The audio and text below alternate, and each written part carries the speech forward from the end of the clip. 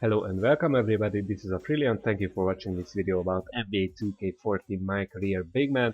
And today it is time again to start a kind of a mini series, rush to the All-Star weekend this week, this time. In this video, the next one, and probably in the third one, I will show you just some highlights of matches that I had. Then I didn't have the whole match recorded, or I just thought that the highlight montage would be enough to show you. First one was a nice match that we had against the Denver Nuggets. It was a close match, and I really like playing against the Denver Nuggets because they are not really overpowered, and it's always a spectacular match, as you saw. Even Mike Dunleavy contributed. It was a nice team effort. Some nice blocks on Fareed and a nice posterizer on Fareed. So playing against the Denver Nuggets is always spectacular. Another block. So it was a close match. We won by 6 points. Of course, I became the player of the game. And here's just a quick overview. The Nuggets had a really balanced game, so nothing to complain about. Javale McGee actually played most of his time when I was off court, so he wasn't the starting center for the Denver Nuggets, strangely. And our team also had a, well, not really that balanced play, because I scored like half of our points. And here is just a list of milestones that I received after the game, and this is what I've been talking about, the updating new content, which turned out to be kind of like a another milestone, but a completely different kind of milestone in the game, because following this, I don't know what was included in this download. The team play and all the tendencies changed for the better for our team, because of course the opposing teams always have nice matches, but this was when the nice team play and shooters, when they are open, then they actually shoot, and a lot of passes, open people taking shots, kind of things started happening in my season, so that was the kind of positive turning point. Right before we had a match against the Orlando Magic. Now, the Orlando Magic is a good example of a team that has good 3-point shooters. Actually, Jameer Nelson was not in the game. Actually, I don't know. I guess he was injured or something. But still, they look at that team play, which didn't include me. Well, this one included me. So this was when I started seeing this team play, and like I said, we finally blew out. Of course, the Orlando Magic, like we should, being the Bulls, but and you can see that they had a kind of a big problem, because if a no-name random generated rookie is their highest scorer or scoring leader, then there is a problem.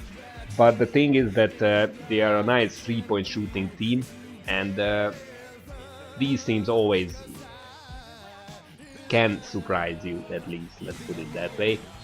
So 3-point shooting teams are always a challenge, or most of the time they are a challenge, and the Orlando Magic was no different. So they had on for like 3 quarters. Just look at that, nice team play, passing. So the Orlando Magic had on for like 3 quarters, and we only blew them out in the 4th quarter. And then it was time to face the Brooklyn Nets, who I believe I've already shown you videos of matches against them. Maybe with the Heat in my first season. So just look at that again, nice passing. from my team. Well, actually I finished this one off. I'll finish this possession. And again, this is another team which has one guy is enough, actually. So Joe Johnson for the Brooklyn Nets is enough to make a game or a match against that certain team challenging, and this was no different. So 3-point shooting, Joe Johnson, well, you will see at the end he exploded for like I don't know, close to 40 points, but luckily suddenly Derrick Rose kind of found his shooting form.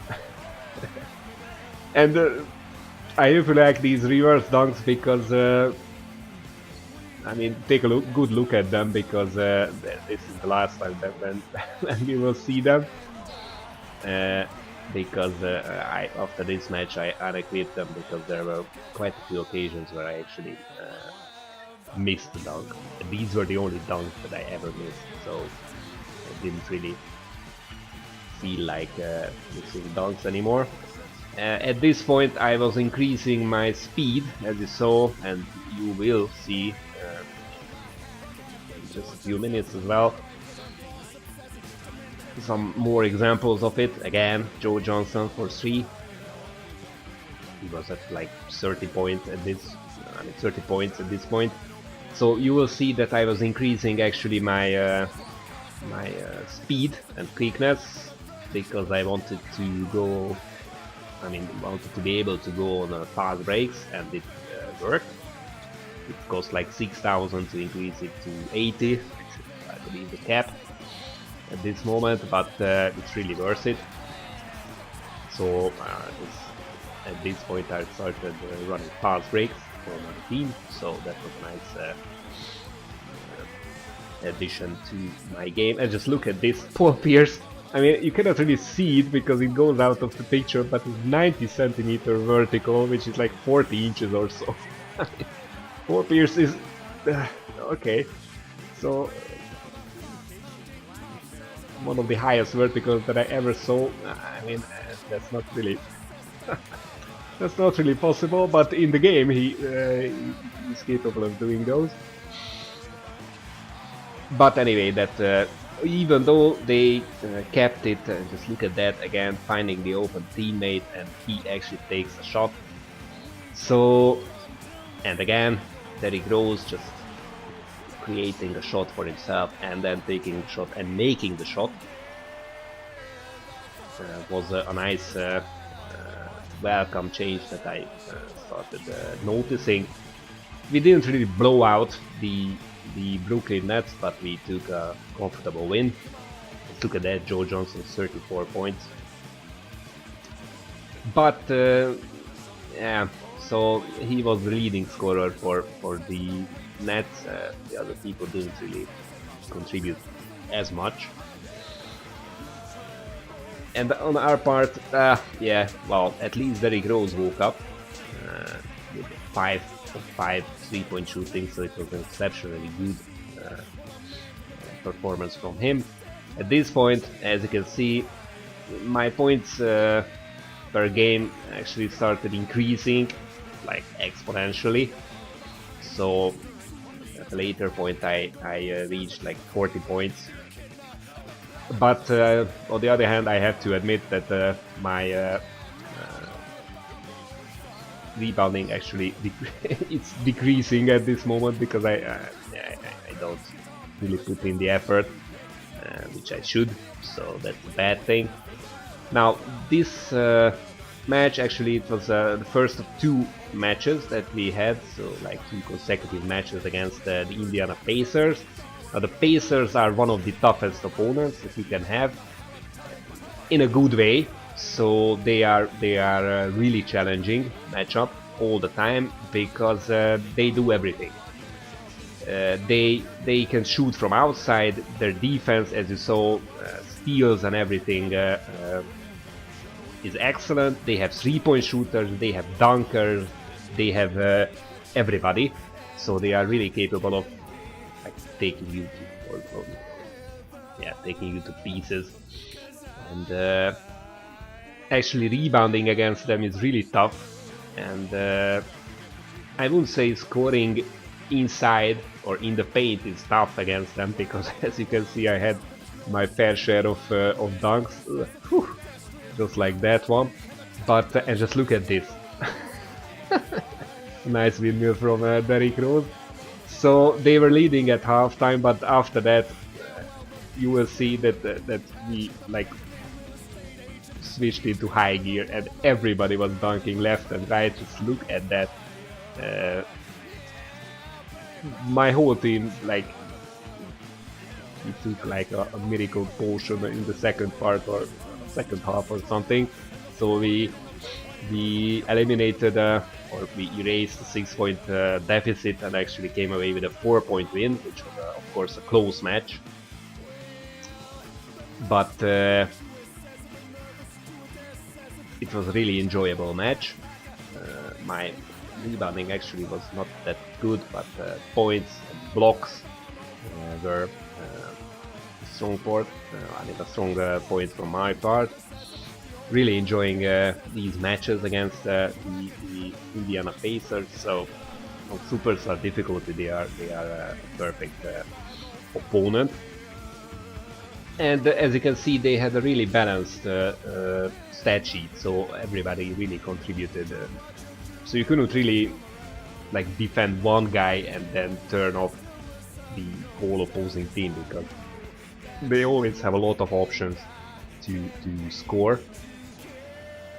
And then we were facing them again, and spoiler alert, you might remember just like 2-3 videos ago I had the kind of demonstration of the eraser signature skill, which resulted in which video I showed you the first triple-double game that I had with 10 blocks, and I mentioned that just before that match I had a game with 8 blocks. Well, this was the game. So I don't know what happened to the Pacers. I mean, they shot well and their defense was okay, but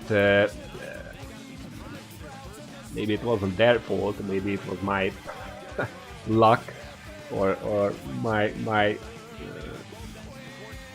miracle game. But I really had 8 blocks against them in this game, so that of course contributed to our good effort in this game. But just look at that, we are down 8 at halftime, so again in this match we are down. Paul George, as usual, is the beast.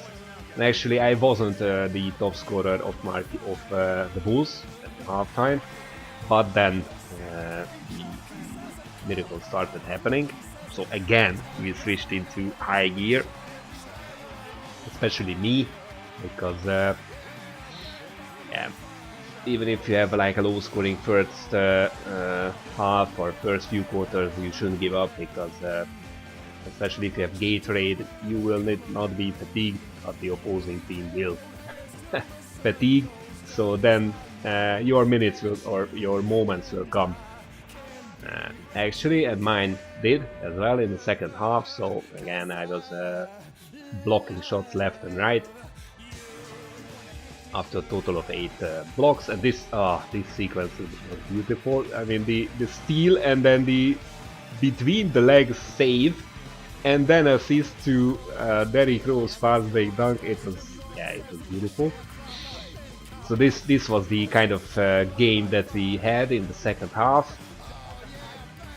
Nice assists, nice dunks, nice blocks, nice team play, nice shooting, and finally we were able to come away with a quite, again, comfortable win, comfortable margin. So we kind of blew the Indiana Pacers out in the second half, and that's it really for me today, because I don't really want to make this like an extremely long video. Just look at that, by the way. Just 3-point shots are, I mean, the success rate of 3-point shots or the field goal percentage of 3-point shots is a bit too high, because everybody was shooting like almost 100% from the Indiana Pacers. I mean, they are good shooters, but come on.